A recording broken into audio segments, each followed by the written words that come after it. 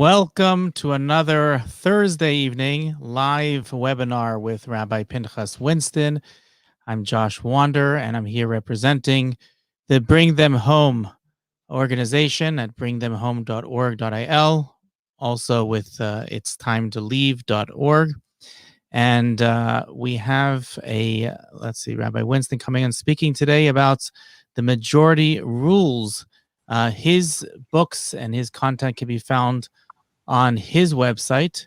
His website is found at 36.org. I'll just put that up. And you're encouraged to go there and see his materials. And without further ado, Rabbi Winston. Thank you. Chodesh Tov to all those on this side of the date line. It's now nighttime. It's Rosh Chodesh Adar. It's the 30th day of Shvat, but it's the first day of Rosh Chodesh. Tomorrow, God willing, will be the first day of Adar. Mishnikdas Adar Marbe Besimcha. It's like Yotzei Sod, which is also true, by the way. But it means when Adar comes in, you're supposed to increase joy and Simcha, which I know is more difficult this year than perhaps in past years because of the fact that we've had a lot of tragedy, a lot of death, a lot of sickness, a lot of things that could be concerned about, worry, confusion. But Purim addresses that. Purim talks about that, and hopefully we'll get towards the end of the session a little bit more towards that. We'll work our way in that direction. To start off with, I just want to focus on one particular idea and concept that's very, very important. It's really the basis of everything. And I wish that when I used to teach a beginner's class at Eshet Torah way back a long, long time ago, and I used to talk about mitzvahs and things like that, and concepts, and try to bring out certain ideas and get people to see things from a different perspective. A lot of times it's for people who had either like limited or no Jewish background whatsoever. They got picked up at the Kotel by Reb Meir Schuster, Tzatzal, who would go down and meet them and talk to them. Are you Jewish? Do you want to come to hear a class, a wise man speak? And they'd take them to speak to Rabbi Noach Weinberg, Tzatzal. And eventually they might get them into a beginner's class. The particular class I was teaching at the time was a famous class called the 40 Years to Wisdom, Rav Noach Weinberg's personal take and material based upon a Mishnah in Pirkei Avos, Ethics of Our Fathers, which talks about 48 ways to acquire Torah. Actually 50, but they're 48, per se. And what he did was he found a way to actually elaborate on the material and to make it more real,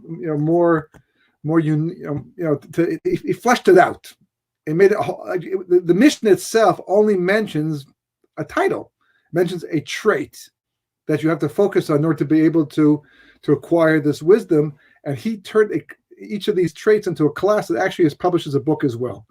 And he used to go fundraising a lot. And when he did, he would choose somebody to take his place for 2-3 weeks. And it was kind of a testing ground for all of us and a beginning for a lot of us who were just learning how to teach at the time. And I was picked one time to actually do this. A lot of fun, very enjoyable, very uplifting. And that's actually what I began to realize how much I enjoy teaching just as a for myself personally, is it's a way to share ideas and to connect with people. And one thing I would do to try to make a point was to ask this particular question.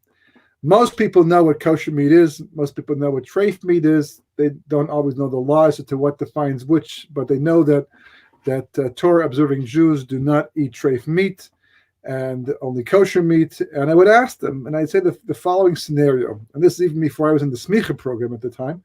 And I would say to people, listen, you got 3 pieces of meat. 2 of them are kosher. 1 of them is treif, but you don't know which is which. They look alike. They smell alike. You can't. There's just no distinguishing factor.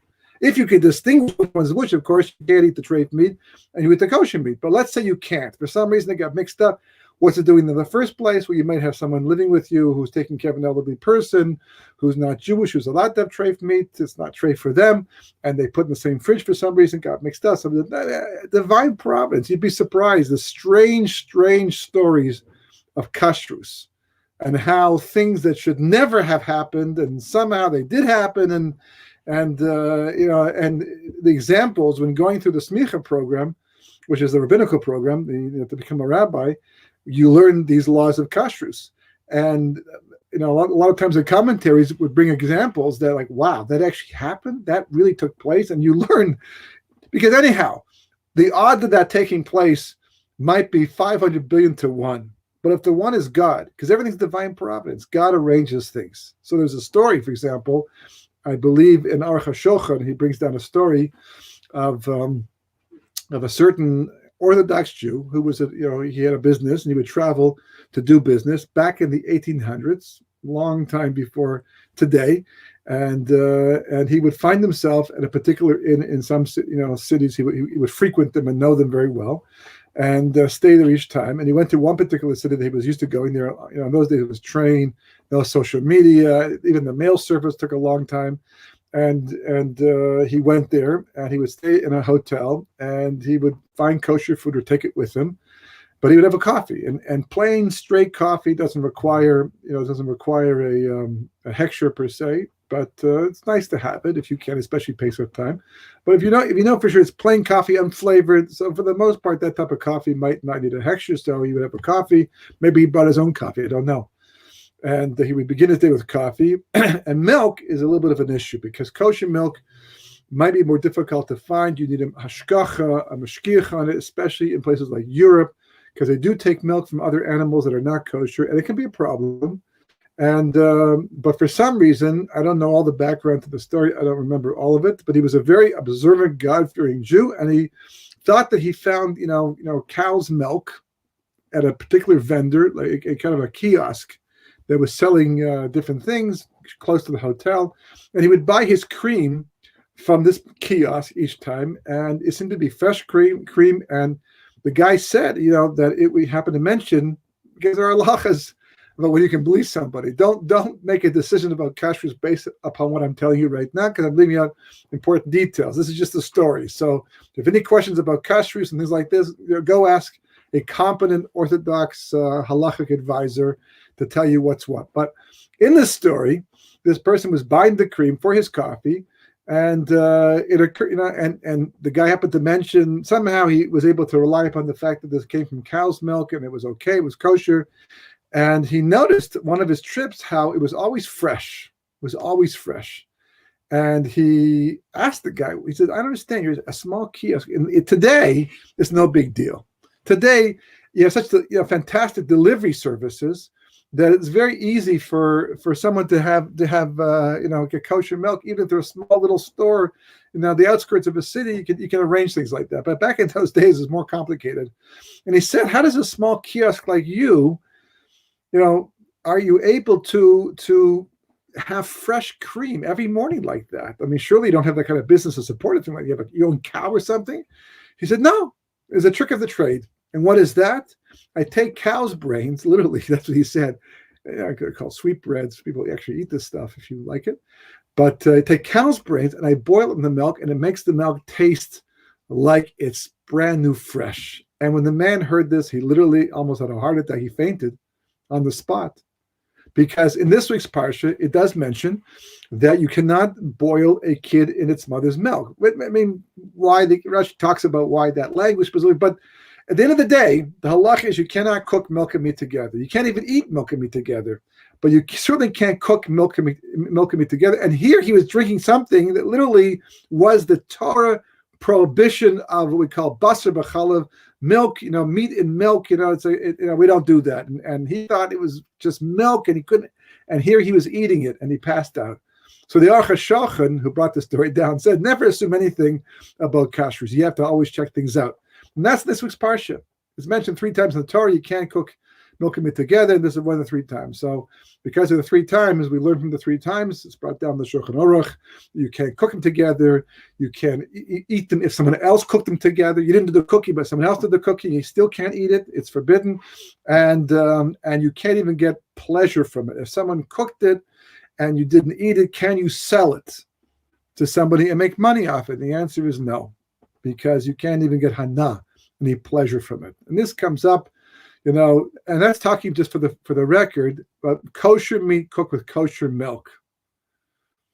I'm not going to go into all the halachas right now. There are actually books that do that, and Sforim today, and rabbis, but this week's parsha.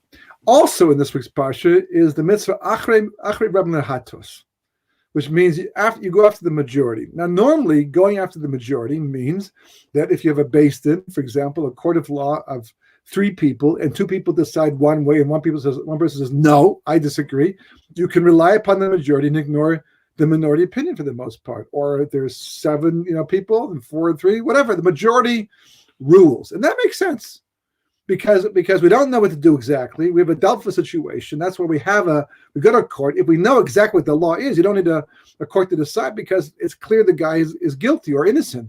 But in a case where we have to evaluate the evidence, so then we have a court to hear all the evidence and decide and the story and the culpability, et cetera, and then the majority opinion is reliable because it's the majority. Most people think this, like, as opposed to that.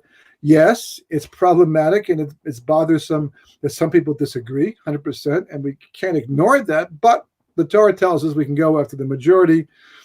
If the majority is a kosher majority, there's a story to do with this as well in the Gemara. It says that the famous story of Sennacherib, who was the Assyrian king in the time of King Chizkiah Melech, he put together a massive army of different nations, literally a United Nations army, and he surrounded the old city of Jerusalem, where Chizkiah was held up as the king, and they took a vote. Do we surrender and give up, or do we fight back, or at least rely upon God to save us? And the majority vote was that they should surrender. So Chizkiah HaMelech thought, okay, the Torah says after the majority, we rule. So Yeshai the prophet was alive at that time, and he came to Chizkiah and said, what are you doing? He said, well, we took a vote, and the majority said that we should surrender. So I'm just following the Torah law. He says, no. That's only when the majority is made up of people who are Yireh Shamayim, they fear God, they live by Torah, they don't have personal biases, they're kosher people. When you have a group of kosher people, and the majority of that kosher, meaning according to the Torah specifications, which we saw in last week's parsha, when Yisro suggested to Moshe about how to set up a hierarchy of a legal system. So when you have that, then the majority votes. But if you have people like you have over here, who are basically traitors and they're not really loyal Jews per se, so you can't rely upon them. In which case, the majority here rules not to give up, and therefore they didn't. That a big miracle happened, and Sennacherib was, died by, he was killed by his sons, but his army was destroyed by a plague in one night. Chizkiah went to bed as a show of faith in God. Woke up the next morning, and the war was over. God had taken care of the enemy in the meantime, as well as the traitors in the Jewish camp. So it has to be a kosher majority.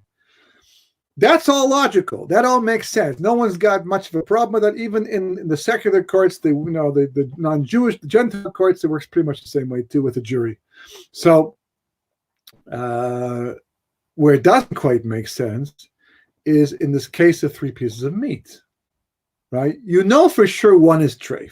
It goes without question. One is treif, and 2 are kosher. So I would ask people, I'd say, what would you suggest if you were a rabbi who lived by Torah and you believed that the laws were real, because they're not holding there yet, but if you were, what would you tell the person asking you the question? What should they do? So almost invariably, everybody said, throw away all 3 pieces of meat, because you may not know which one's the treif, but for sure, you're eating a treif piece of meat if you eat all 3. And maybe someone would just throw away at least 1. So that the odds of eating a treif piece of meat might actually get, they're smaller. So therefore, you don't know for sure. You eat all 3, you know for sure you're eating a treif piece of meat. But if you only eat 2, or maybe just 1, then you don't even know. And the odds go, are down that you're going to have a treif piece of meat. And that's what people would say. And they were shocked to hear that the Torah says you can eat all 3 pieces of meat. And the hands go up, and the people start yelling, but you're eating treif, that's so inconsistent, that's such hypocrisy. That's what God said. That's what God said. That you can eat all 3. Now the rabbis came along and they said, we don't, even though the Torah says you can, we're not going to let you. You know why? Because you're not holding on the proper level of understanding to do this. Because you're going to eat all 3 pieces of meat and say, the Torah gave me permission to eat a treif piece of meat. This is the one circumstance where I can have a treif and not get punished for it. No, they did. The Torah did not allow that, and the rabbis certainly don't allow that. Because even if they tell you to throw away one piece of meat, there's still a chance you're eating treif meat in the other two, or even if it's just the one, 33.33% that you're eating treif, but there's a chance. Throw away them all. You lose the money. Be more careful next time, not to mix up the meat. And they're shocked to hear that the Torah says you can eat all three. And the reason why they're so shocked is because of the fact that they imagine that this is treif for physical reason. That's why. What makes it treif? Well, it was shechted improperly, or it's just an animal is not kosher. The Torah specifies animals you're allowed to eat, and there's a Kabbalistic reason why these ones are opposed to those ones, because the Torah doesn't explain why. It's simanim. It gives signs as to how to identify a kosher cow or kosher animal, but doesn't actually explain why these signs make a difference, or why these animals are kosher as opposed to treif. Once upon a time, there's no such thing as a treif animal. Back in the Garden of Eden, some animals became treif because of the transformation that creation underwent because of Adam's sin back when he ate from the Eitz Hadas Tov Hara, the tree of knowledge of good and evil. So, if an animal, if you shecht a cow improperly, you don't do it the right way, according to Torah specification, and the rabbi comes along and says, no, that's a treif cow. It was a kosher cow. Until you could have made a kosher, but you didn't do it exactly properly. And unfortunately, you have to sell it to a Gentile instead because a Jew can't eat this anymore. But somehow that piece of meat you sold to the Gentile. They took that piece of meat, put in the same fridge that you're living. You put your meat in, it got all mixed up together. Come on, it was physically treif, right? So the answer to that question is extremely eye-opening and very important to know. What determines the treifness of anything is physical, realities for sure. The shechita, for example, if you salted the meat properly, you allowed the blood to drain from the meat before you cooked it. It's all, these are halachas brought down the Shulchan Aruch to make a kosher piece of meat. Today it's so simple. You walk into a butcher's shop and there it is, all packaged up, beautifully yelling out, "Take me home and barbecue me, or roast me," because it's just ready to go. But how many people know what's involved to get that meat kosher and in the store like that? There are a lot of details, and there's shochtim. There, people do shchita. There's they salt it and cut the meat up, and you have to take the forbidden fats away. All kinds of technical details, right? Those are all physical things, right? 100%. But what makes those physical things make it treif? Those physical things make it treif because God said so. The Torah told us that. The oral law explained it in more detail. But go further back. What makes that actually treif itself? Well, why is that thing treif? Why, because for every reason you might come up with, you might find something else that would say, well, you can find a kosher animal that does the exact same thing. So at the end of the day, what are we left with? And I'll bring another example of a similar idea, but not to do with kashrus, right? And that is that if a woman, not today we only do chalitza, but there's this mitzvah of yibum chalitza. It's right in the Torah, the story of Ruth, right, or Rus is based upon this idea, and it's in the Chumash with Yehud and Tamar, but it's a mitzvah called yibum. In English, I believe it's called the levirate, marriage or something. What is it? If someone marries a woman and he happens to die before they're able to have any children at all, right? And there's a surviving brother of the brother who died, right? There's a brother who's alive still. So there's a mitzvah to take the sister-in-law and actually, as a wife. In the old days, you could have more than one wife, but today, we don't have that, and we don't even do yibum because it can't be done properly. For the sake of establishing the name of the dead brother, something very Kabbalistic going on there. And it's a mitzvah, not just a nice thing to do, it's a mitzvah. So the rabbis came along and said that people don't really do it, just like the kosher thing. They don't have the proper intention when they're doing this. They think that they're taking a forbidden woman, and therefore it's like as if they're doing the avera, the sin, and not the mitzvah. So therefore the rabbis say you can only do chalitza. Chalitza is a special procedure where you free this woman to be able to go marry anybody who wants after that, more or less. Okay, so we do chalitza instead today, even to this very day. It doesn't happen so often, but it does happen, and the Beis Din has to take care of it. But if she did have children, even just one child, doesn't make a difference, a boy or a girl. She had a child before this man died, and even the child only lived 30 days before it died, but she did have a child that went for 30 days at least. Then not only is there no mitzvah to do yibum or chalitza, but she's forbidden. She is a sister-in-law that is forbidden from the Torah. So it's kind of an interesting thing. Like, if she had children, she can't marry the surviving brother-in-law, and if she didn't, then there's a mitzvah to do it. So what changed? Because she had children, did something change in her per se? Well, every time a woman gives birth, there are changes to the physiology of the person to some degree, but most people bounce back, unless you've never had 15 kids, right? But it's like, you're the same woman you were before. So why all of a sudden, how does a thing go from being forbidden from a Torah perspective to actually being permissible? So we have three types of mitzvahs, really two types of mitzvahs, but three types of mitzvahs. One mitzvah is called a mishpat. A mishpat literally means a judgment. And these are mitzvahs that make some kind of sense to us. Don't steal. Everybody agrees you shouldn't steal. Why? Not because I don't want to steal, but if I'm going to start stealing, then you're going to start stealing. Who's going to be able to sleep at night?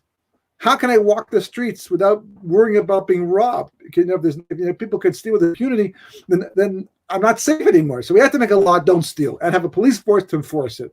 Don't murder. That's a good one too, right? No adultery. It's also important. These are 10 commandments, but these are mitzvahs. These are concepts that some unfortunately not so respected, but they make sense to us. Without the Torah teaching them to us, we might have come up with some of them on our own over time. But then you have chukim. And chukim are literally translated as statutes. So statutes usually are those mitzvahs you would not have come up with on your own. Once the Torah tells you there's such a mitzvah, so then you reverse engineer and figure out what it might do for the world and why it's important. But without God telling you about the red heifer to purify a person from spiritual defilement, right? Or going to mikvah, and what makes a mikvah kosher, or kashrus, milk and meat. They're both permissible. The meat's kosher, the milk is kosher. You can have them independently, even one after the other, technically speaking, right? Just don't cook them together.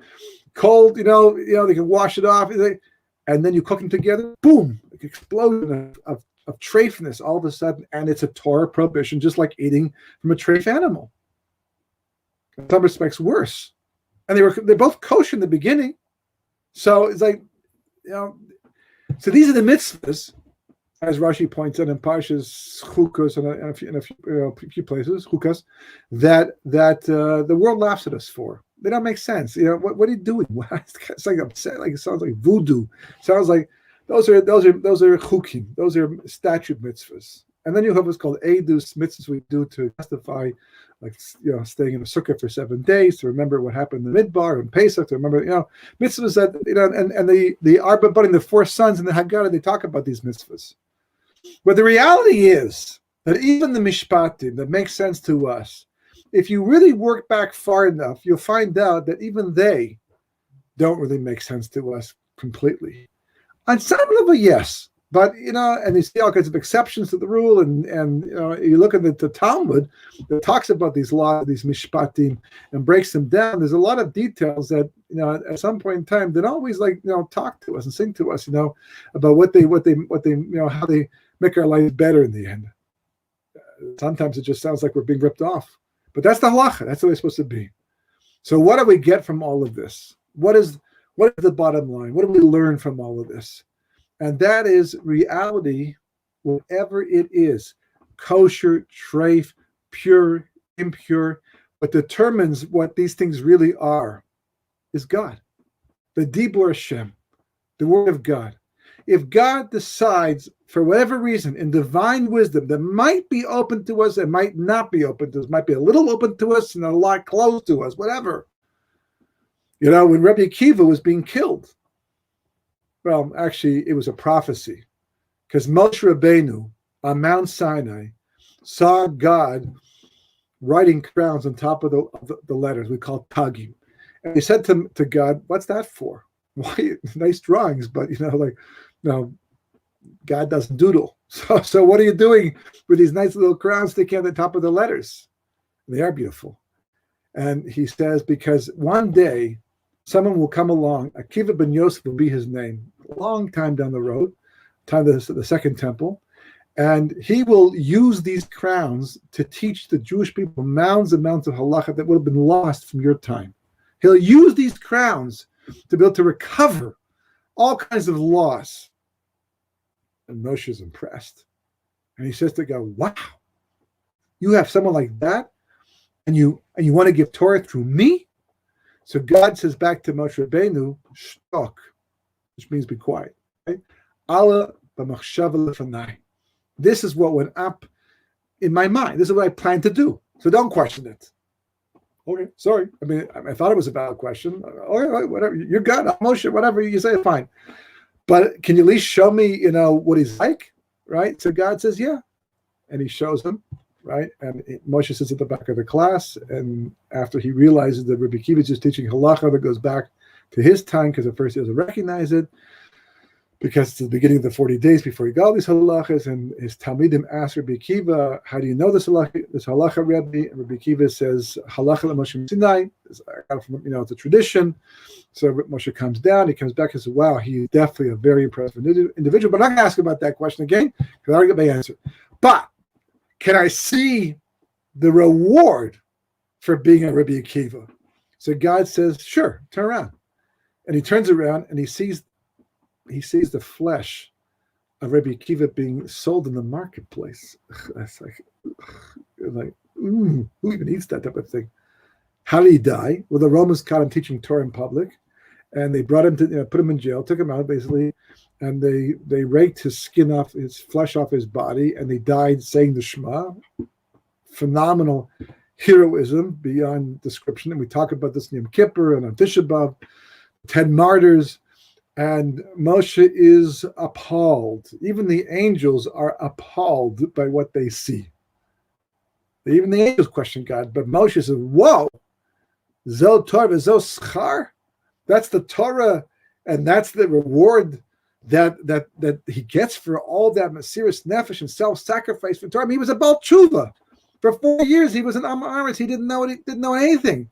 And the next 40 years, he sat there and learned like a child and Cheder worked his way up to the top. In the last 40 years, he led the Jewish people and died at the age of 120, completely giving himself up to you and Torah. And this is how he goes out in such a blaze of glory. And what's God's answer back to Moshe Rabbeinu?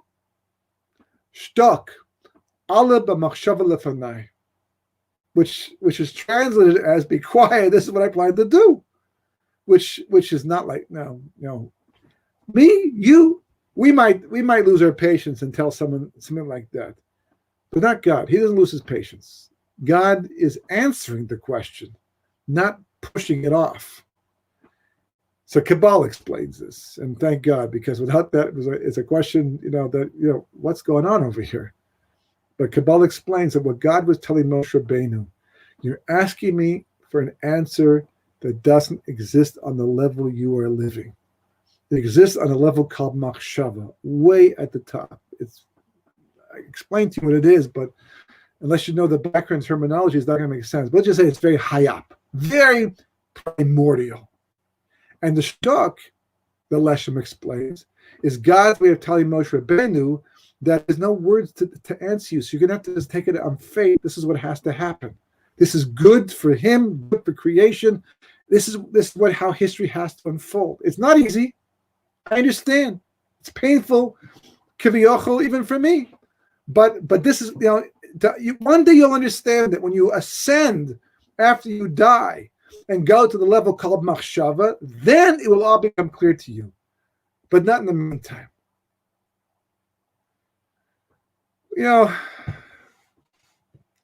We have the Talmud, and we have halacha, and we have the Rambam, and we have philosophy books, and we have so much knowledge. I mean, as a writer, I can tell you it's endless. I mean, people ask, don't you ever get writer's block? No. You know why?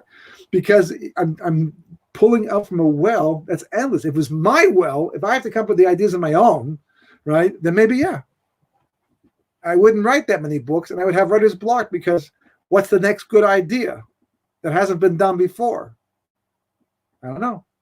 And you get writer's block. Not in Torah.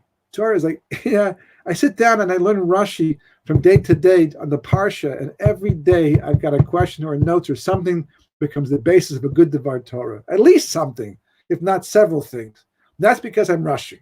If I take my time, just as I'm teaching something, just as I'm giving over reading something, it's like, wow. 5 ideas just like that come up. It's like unbelievable. We have so much explanation, so much understanding that we actually get to the point where we trust our minds so much that we second guess God. And we think that we know better. And we think that we understand things clear enough to be able to say, that's truth and that's not truth. That's I don't care what you tell me what God, this doesn't make sense to me. This is the way look at the world, look at mankind and how they live and how they function. You can't expect that. I was once asked a question when I was first becoming more religious. I wasn't quite there yet, but I was Shomer Shabbos already, and I went to visit a Reform conservative rabbi who had been friendly with someone before in my early days, just to say hello. And actually, I think he asked to speak to me because he was worried I was becoming too religious.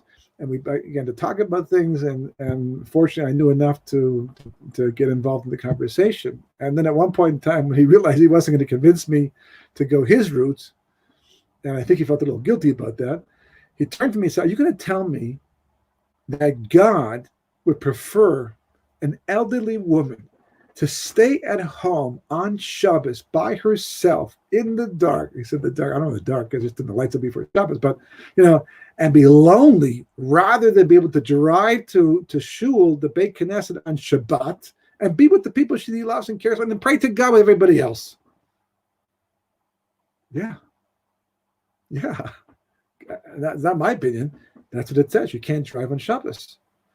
Emergencies, a person might be dying. So then, pekuch nefesh, life-saving things, push off Shabbos, 100%. But everything else is fine. Tell you what, instead, why don't you find a nice person who can take her in for Shabbos, close to the shul, and she go to shul and walk. There's lots of solutions. I mean, the Orthodox world is constantly dealing with this and coming with solutions. It's like there's not like you have to sit there like that. If she really wants to be in shul, move closer. Let's help her to be in a situation where she can be in a more ideal environment on Shabbat. But if she's not, and she has to drive to shul, that's not kal pekuch nefesh. Staying at home, in your house. And it isn't, by the way, because people will argue this, but comes Corona, and people stay home. They don't go to shul. They can do that. They can live at home. They can be lonely for hours on end because they're worried about dying and worried about getting sick. Shabbos, be it by yourself, not with anybody else, anybody alone. Yeah, it's not a great thing. Lonely. I think most people have gone through it at some point in time for some reason or another. Some of the weirdest Shabbos is I remember when I had the herniated disc. It was been the Shabbos in the hospital. Some nice Hasidic people brought food and made it available to all of us, so we had Shabbos food. But they were sitting there on the bench in the hospital, all these beepers going on. My wife and I in tremendous pain and numbness, but making Shabbos, because that's what Shabbos had to be at that time for that Shabbos, and it made me appreciate that the Shabbos is more. But that's what the law says, because that's what God said. We have malacha, we have creative activities that they can't be performed in Shabbat for whatever reason, because I can explain to you kabbalistically why it's that way and why it's important and how you lose out and how whatever you think you're gaining, you're losing out more. But at the end of the day, it's that way because God said so. It doesn't make sense. Doesn't mean it doesn't make sense. It's not logical. No, it's not logical to you. It's not your logic. But if you were to see from God's perspective, everything God does is completely truth. Completely truth. Is that always logical? On his level? Yeah. It all makes sense to him. There's no madness. There's no need to find a method for the madness. It's all logical. But we're out of the loop. We're human beings. And not only are we human beings, but we're human beings post the sin of the tree of knowledge of good and evil, so at a much, much, much, much lower level. And the Talmud says that one of the signs that Mashiach is imminent, that arrogance is going to be around, is going to grow to phenomenal levels. And what is that main arrogance? That people think they know better than God. That they know enough to say there is no God. Or that they believe in God, but they know better than God. And this halacha, this wonderful halacha, Achrei Rab Nahatos, after the majority, we go even in a situation of kashrus. No, it's not treif. If you were to eat all 3 pieces of meat, you would no longer be. But it was just treif. No, it's not. But it's not treif. How can it change? We didn't cook it. We didn't bake it. We didn't salt it. We just, it's the same piece of meat. So how did it change? I don't know. It's mystical. It's completely mystical. I just know one thing, that God said it does. That's good enough for me. It has to be good enough for me. What else am I going to say? I don't know enough. No matter how smart I am, if I knew every piece of knowledge there was in the world to know, halavai, I still wouldn't know enough. Because God's knowledge and God's wisdom is so many times more than that. It's Rosh Chodesh Adar. This is the month of Purim. Right? Purim is coming up. The Torah says, the Gemara says actually, the Gemara says in Chulin 139b, ask the question. It says, Esther minatora minayim. That's Mordechai minatora, Haman minatora, Moshe minatora minayim. What does it mean?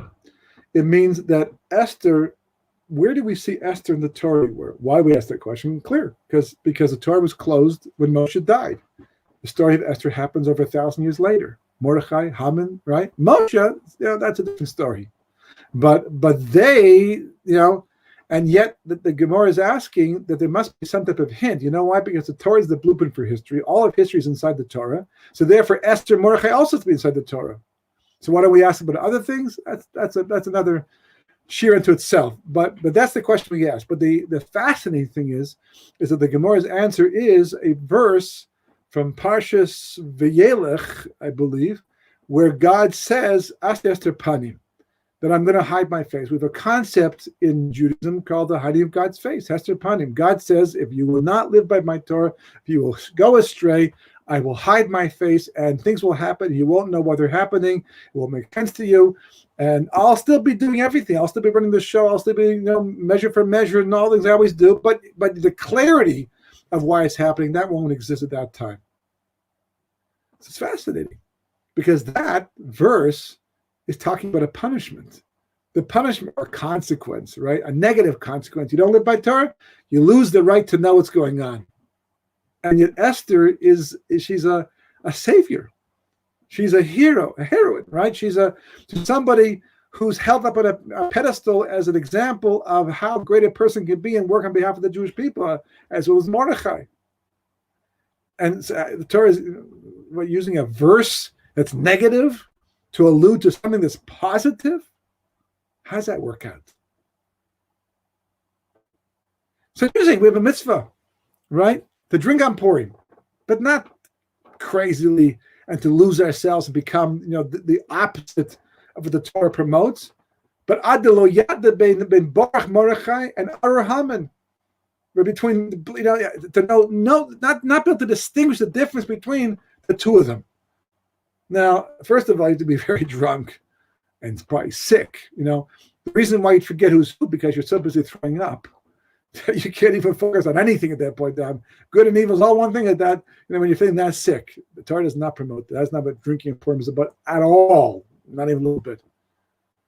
So that doesn't mean just the opposite. It means to get to the point you drink to neutralize your body, to get to the point you can look at the world as a soul, where you realize that everything in this world, the good and the bad and the ugly, that all of it, it's all from God. It's all his dibur. He decides. Nothing is random. The odds might be 80 billion to 1 that this could happen, but as long as God is the one, that's enough. Because in the end, it's not odds. It's the Ratzon of Hashem, the will of God, the dibur of God. And Purim comes along. The story of Haman came along. God sent Haman to push the point, to push the envelope, to get us to a level where we could see through what happened that is all from God. Haman and Mordechai. The Medrash says that there had to be a Haman in history, so Haman was created. There had to be a Mordechai in history. This is going back to my separations, back to creation. Back at creation, there had to be a Mordechai and a Haman. So God made them. To do what? To do what? To do what? What does he want in the end from us? What does he want on a daily, everyday basis? What does he want? To stop being fooled. Because people fool you. And we spoke, I think, a long time ago. It's hard to remember which class, which series, but this is the whole concept of a Yaakov Avinu and a Yisrael, that we can strive with angels and with men and prevail. Prevail, what does prevail mean? To win the battle? No. It means to not be distracted to the point that we imbue people with power they don't have. We make them independent, more independent than they actually are.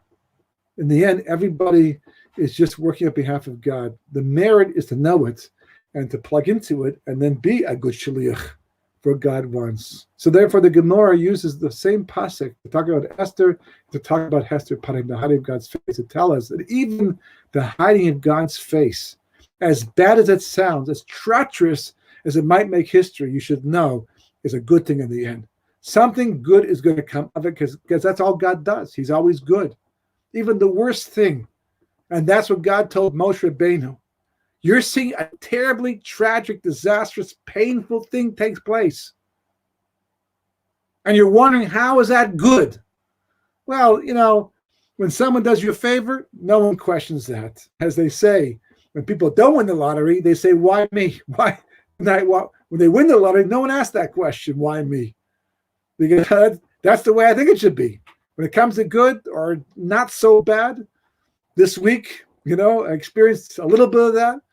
I was signed up for Apple's beta program, and for the most part, I haven't had problems. But this one, basically, their new update, which is not available yet, but I was using it and downloaded it, caused a small problem that spent the next 3-4 days fixing the problem. I had to redo my whole hard drive, and it doesn't happen very often, but I have found that every time I have to do this, 2 years down there, 3 years, even with all this technology, still happens. But I got to tell you, it uses up a lot of time. It puts a lot of pressure on me. And I got to tell you, I wasn't, I was behind the schedule in the end, but I found workarounds, Baruch Hashem. But at the end of the day, I got to tell you, I'm way better set up today on my computer than I was last week. It's a purging. It's a cleaning. It allowed me to look at things and to learn things, to see things, and be aware of things I wasn't aware of before. And it cost me a couple of days of time, but in the long run, I gained a lot more. And it feels like you purged. It feels like a good thing. And I like to look at these situations, not just as disasters, as I see them at the beginning, but as if they're coming along to help me do something even better. And that's what Purim is to teach you. And that's the joy of Adar. The joy of Adar is not that bad things aren't going to happen to good people, bad things, right? Not that things won't always go our way. That's not the joy. The joy is knowing that even if they don't, even if they're in our face, they're slowing us down and they're going contrary to our plan, they're still for the good. Like God's running the show. There's nothing random. And because of that, we can't always fix the problem, or at least not as fast as we'd like to, or as completely as we'd like to. But at least we can take solace and tremendous comfort and joy from knowing that God does. And it will work out at some point in time, sooner, later, but it's all for the good.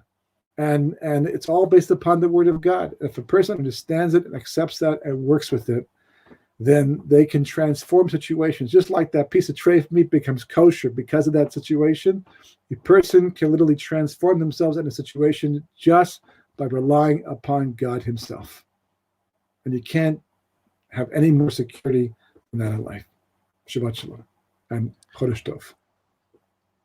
As I was growing up, I always taught this teaching that you just repeated earlier, the teaching about Rabbi Akiva and the angels that come and say Zo Torah v'Zo Schora, and the angels are questioning, how could this be? How could this happen?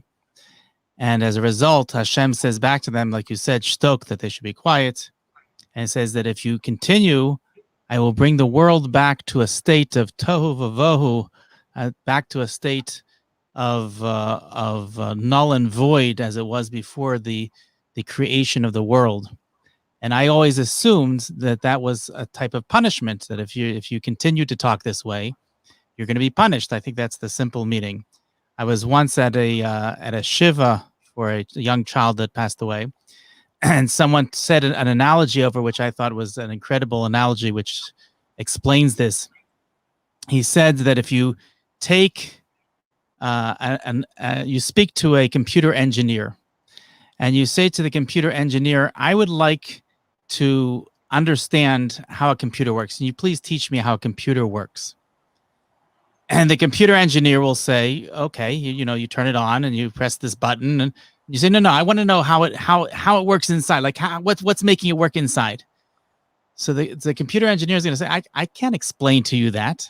Right? For me to explain to you how a computer works inside, I have to take apart the whole computer, show you the insides, the CPU and the keyboard and how everything is interconnected. And there's no way of me showing you that without taking the whole thing apart and putting it back together again. And that was the teaching that Hashem was telling the angels. I can't teach you, I can't explain to you why this is happening unless I bring the world back to a state of null and void before the creation of Tohu Vavohu, and then show you step by step how everything is interrelated and interconnected. And only then could you have an idea of why this is happening. If it's out of context, there's no way in the world that I can explain to you on the level that you're on what is happening. It was a beautiful explanation. It didn't mean that it was a punishment. Yeah. It was an explanation. Right. Anyways, I thank you again for a wonderful webinar. And again, I encourage people to go to the YouTube channel, Israel Torah, and over there to subscribe and press the notification buttons, and you will get to this webinar as well as other ones in the future. And Shabbat Shalom and Chodesh Tov to everyone. Be well.